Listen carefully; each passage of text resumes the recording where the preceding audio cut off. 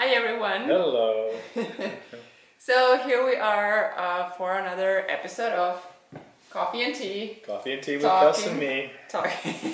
Talking art with Mark Eanes. Today we are going to talk, per Mark's request, about drawing. Special request, yes, about drawing. Because he said, we never talked about drawing, and drawing is really important to me. So here we are. That's going to be a very short introduction. Go ahead. Open it. Open mic.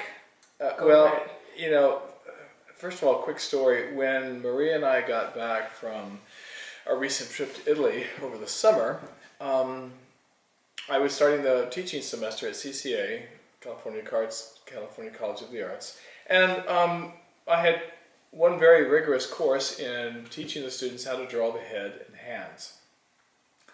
And in order to sort of stay one step ahead of them, if you will, I put down the brushes for the entire semester, and I picked up charcoal pencils and charcoal tools, and I have really gone back to my first love, which is drawing, in particular drawing from observation. That was what I studied as a young artist and have kept a hold of all these years. Now, it's interesting because in the color workshops, especially the longer ones, we do a little bit of drawing to talk about design, but I haven't really delved into it that much. And I've been feeling lately that in the longer workshops, I do want to start to cover more in the way of drawing because... Buckle up your seatbelts. Well, there's any number of things I could say and want to say about drawing, and this even might be the first part of a longer conversation. Let me ask a question. Yes. Maybe it's going to be easier for you. Make it easy for me. Even though you are an abstract painter, yes. And we don't see a lot of drawing per se in your paintings. I mean, they are marks, but there is not a lot of drawing from observation.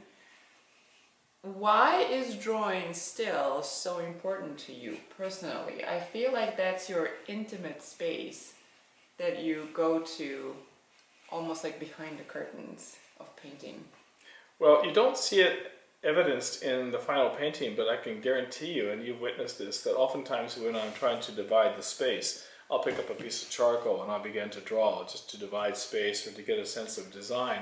But not from observation. Not from observation, yeah. But it all connects. So let me start with two quotes, one from Vincent van Gogh and one from Ingres, the French painter.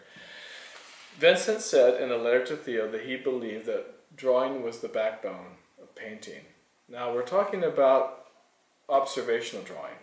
Mm-hmm. Ingres also said that drawing is the probity of art.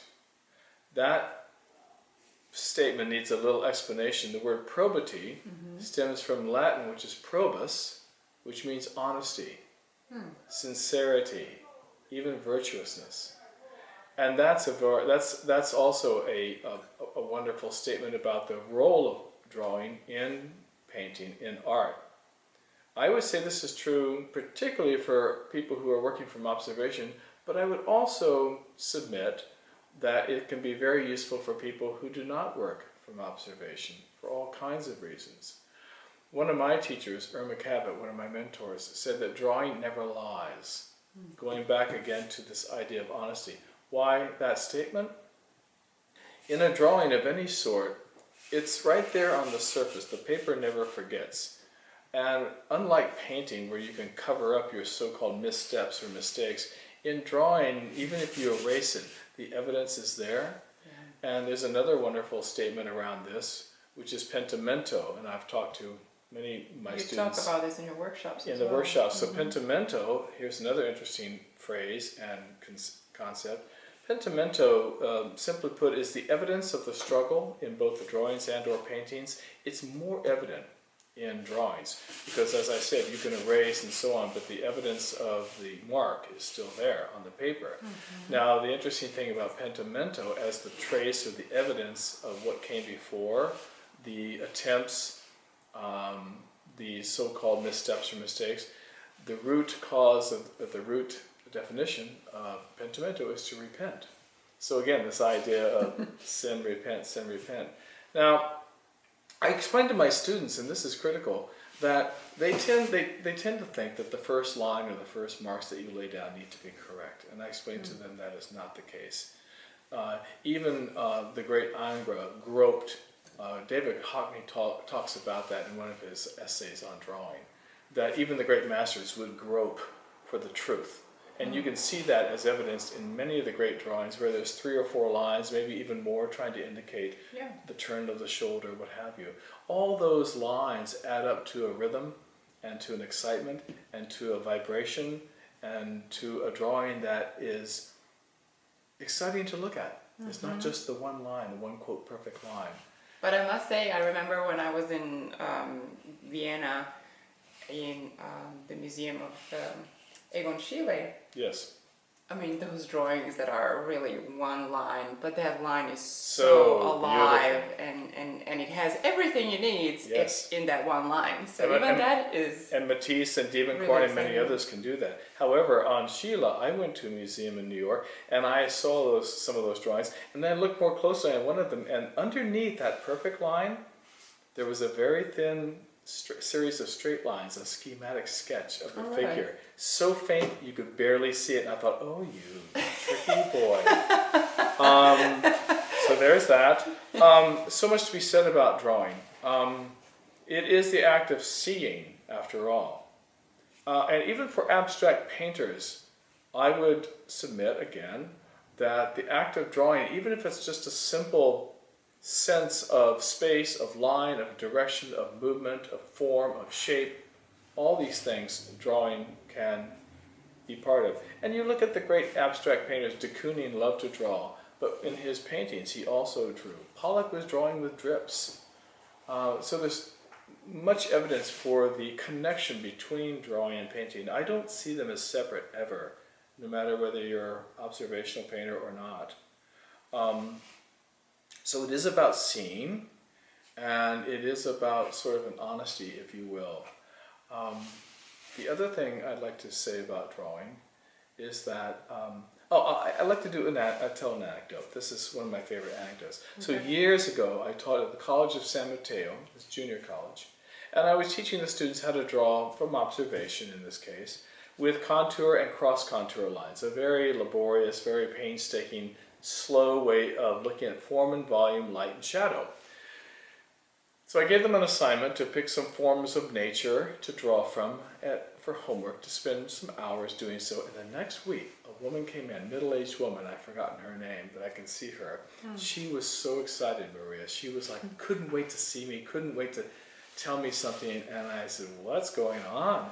And she said, I can't wait to tell you this.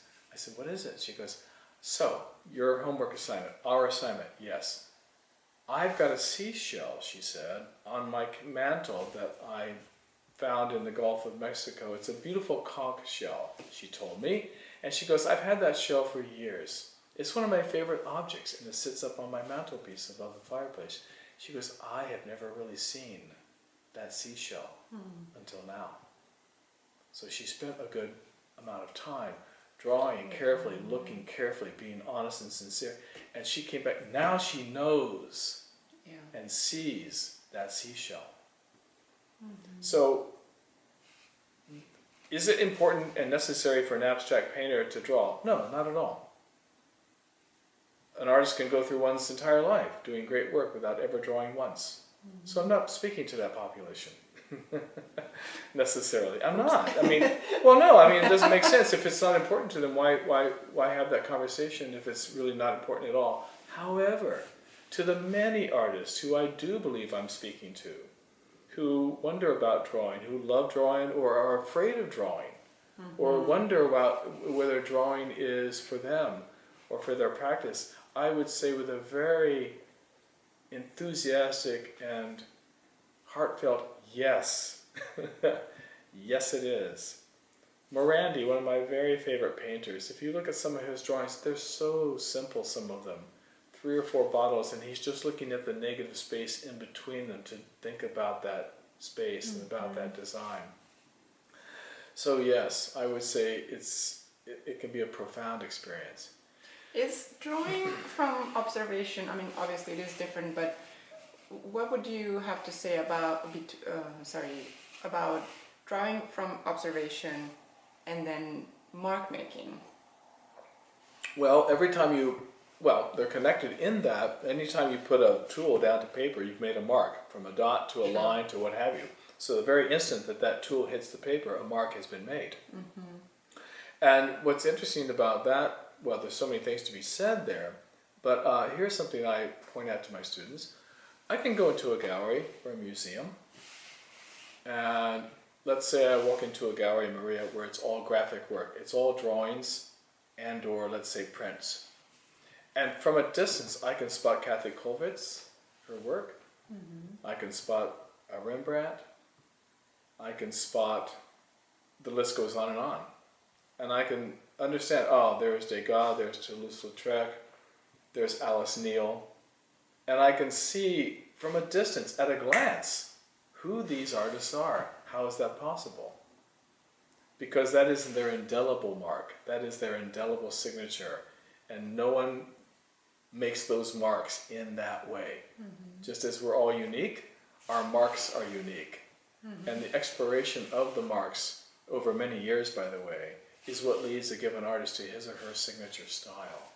And that also can carry over into the painting, obviously. So the connection between one's signature style with drawing oftentimes makes it right into the painting. At CCA, I teach them as one thing. I teach drawing and painting as one thing. I want them to learn how to draw as they paint and to paint as they draw. And with practice, they make that connection. So mark making is an incredible component of this language, and it is a very rich language. Drawing is from the thinnest mark with the thinnest tool to the most broad tool. And that's the other thing, emotion. Someone once said that an artist either draws like one either draws like Delacroix, or they draw like Dürer. Dürer was very tight, very fastidious. Every hair was seen, whereas Delacroix was much more expressive, much more romantic. And my point here is that the emotion, a person's emotion, comes out into the drawing and obviously onto the painting. Yeah, it's immediate. It's more immediate. That's the thing about drawing. It's more immediate. Yeah, well, a drawing can also be very elaborated and detailed. Yes. I mean, in a way, what you're saying is, it's somehow I can constantly see the parallel between drawing and painting, because it's about seeing, it's about emotion, it's about personal energy being transmitted. So, I mean, those things kind of apply for both, sounds like. Very much. But I do tend to think that people are, as you mentioned, scared of drawing. It's somehow easier to pick up a brush and start painting than picking up a pencil and start drawing. It's somehow more intimidating. And finite. So what's about that? Why? I mean, I don't know how it shouldn't be, but then... Well, part of the fear is well, there's many fears, start with that, but part of the fear is the fear of failure. The fear of not being able to put down what it is you have in your mind's eye, or the fear that whatever it is you're drawing, whether from observation or not, is not working. But that can apply for painting as well. It can apply for painting as well, what is it about well, because that line, if you will, that line where it's a thin or thick line, that mark is pretty finite. It's really, and so I explain to my students, it's just one of many lines. Here's another way of looking at it. If you were a sculptor, and you wanted to, and you had wire and only wire to work with, think Calder, with those wonderful portraits that he would do. Well, if you're only like Calder using one line to indicate what's going on, you better be masterful if that's going to be the thing, you see. A master can do that. Matisse, Calder, and others. They could take the one wire and make something happen, and there it is. It's gorgeous. However, if you're learning to do sculpture and you want to understand, if you're after density, if you're after the idea that you're not going to get it right away, you want lots of wire. and you let the wire build. And the more wire that you have as a sculptor, the more density you get, the more form you get, the more ideas of what's possible you get. The same is true for drawing. So I'm constantly reminding students who are drawing from observation, or even not, to use as many lines in as many ways as they need to. And it starts to take a life of its own. If you're stingy with it, not much happens. If you're stingy with anything, not much happens. Right. Don't be stingy, be generous. What is your favorite tool? Charcoal.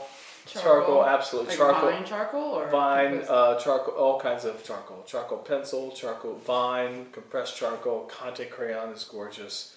I like working with the sanguine, that's the earth tones as well. It's a very sort of traditional Renaissance tool.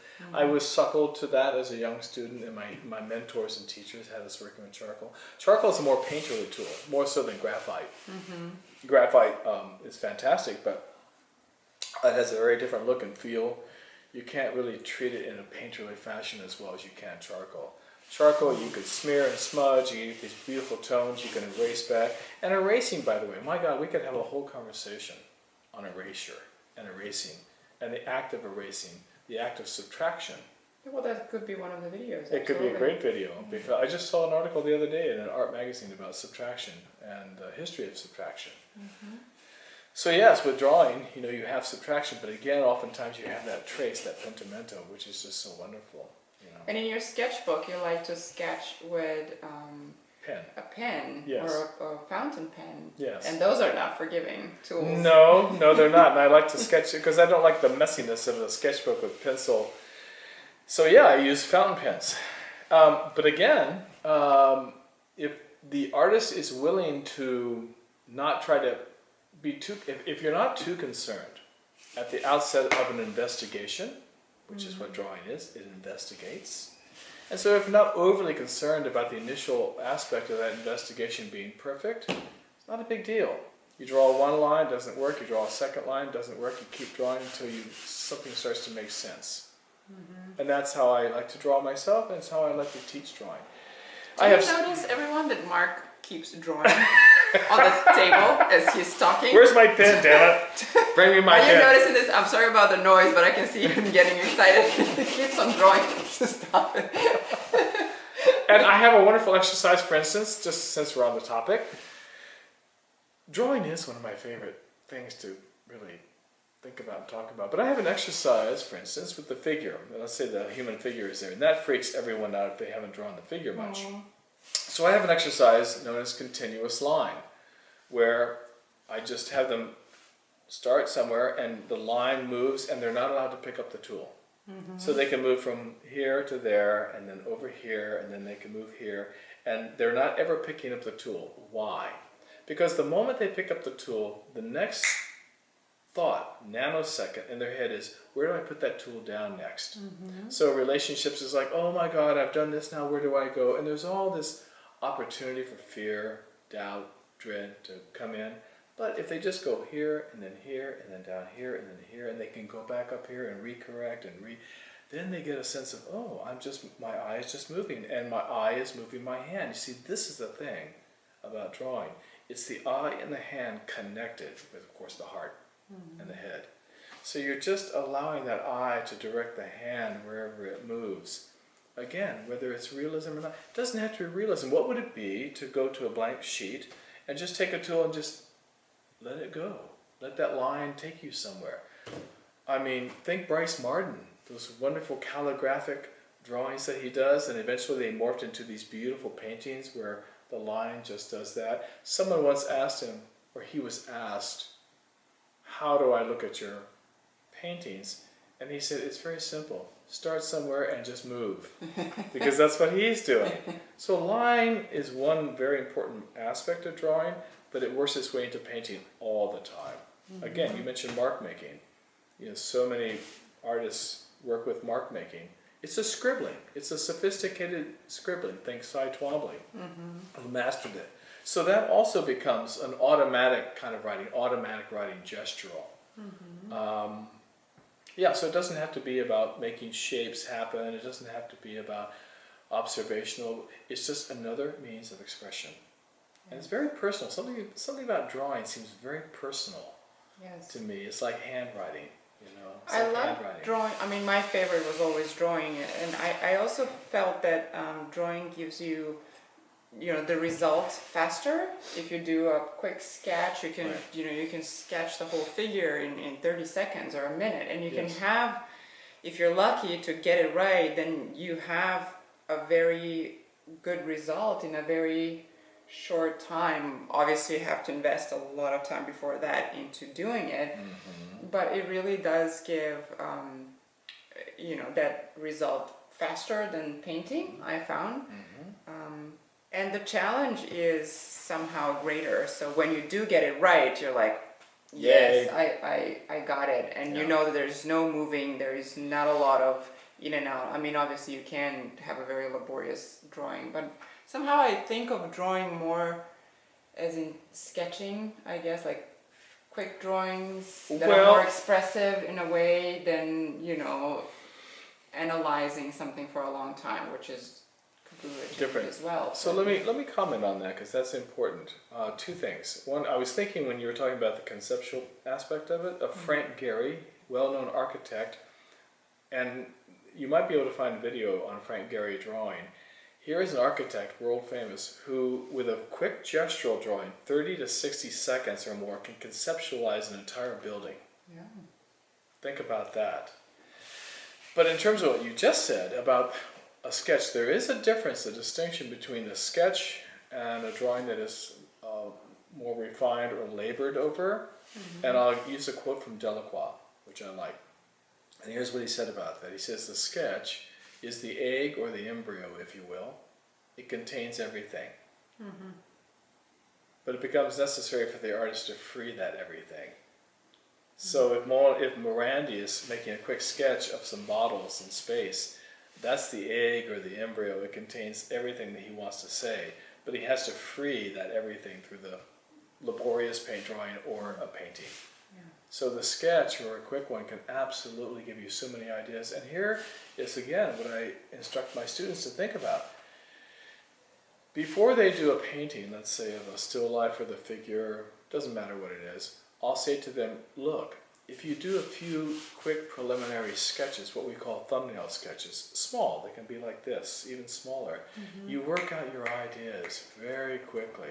So instead of just going right into the big piece and trying to figure things out, why not use a wise use of your time and energy and do a number of small sketches, we call them preparatory sketches or drawings, to figure out what you want that design to be about, or what you want to say, how do you want to move the eye around. So here again, drawing is essential to the act of painting. And I think the same could be true for abstraction. I can think of any number of painters who have sketched out ideas, Franz Klein being one of them. You know, Franz Klein would work out his ideas and come in there with brush. So it's part and parcel. It is the backbone. That's why I've been wanting to talk about it. And that's why I'm thinking about introducing it more and more to the longer workshops that I do, to get a pulse from the participants, the artists, what their view on drawing is, what their relationship to drawing is, and how one can really benefit if one turns more attention to that act of seeing. It is the act of seeing, after all. Well, what do you think? Guys, do you use drawing? Do you draw? Are you scared of drawing? Is that intimidating for you? Because maybe you think you're not ready to draw yet, or you don't have enough knowledge. What do you think? What are your thoughts on drawing? Is drawing part of your painting? If you're an abstract painter, if you are a figurative painter, then more probably it is. But if you're an abstract painter, I would be curious to know, do you use drawing? How much? And what's the role of drawing in your paintings as a backbone of it? So share your comments, please, and your thoughts, ideas. Also, if you have some questions for Mark about drawing or other issues, you can leave them in the comments and we'll try to address them in one of the future videos. Did you want to say anything else before we wrap it up? There's a lot. No, I think that's been a good brief conversation. More could be said about drawing. Lots more could be said, but Well, perhaps with the feedback. We'll do a part 2. Yeah, perhaps with the feedback from this, Yeah. it'll open up other topics regarding drawing. Yeah, I think that's a great idea. So. I do want to say one last thing. Oh, there we go. I do want to say one last thing. Okay. For those artists out there who do enjoy drawing, but perhaps are a little reticent or rusty, maybe there's another way of thinking about this, I urge you to do something, and this is it. When I was an undergraduate, my sophomore year, one of my teachers came in on the first week, and he said to us, "So, who here would like to get really good at drawing?" And we're all waiting for the magic bullet. And he said, "Here's my advice." And he pulled out his sketchbook. He said, "Buy one of these, fill it up, and then go buy another one." Rinse, repeat. And again, doesn't matter if you're just doodling or drawing from observation or working on your mark making.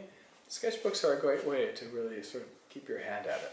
Mm-hmm. So I'll end with that. So go buy one. And then fill it up and use another one.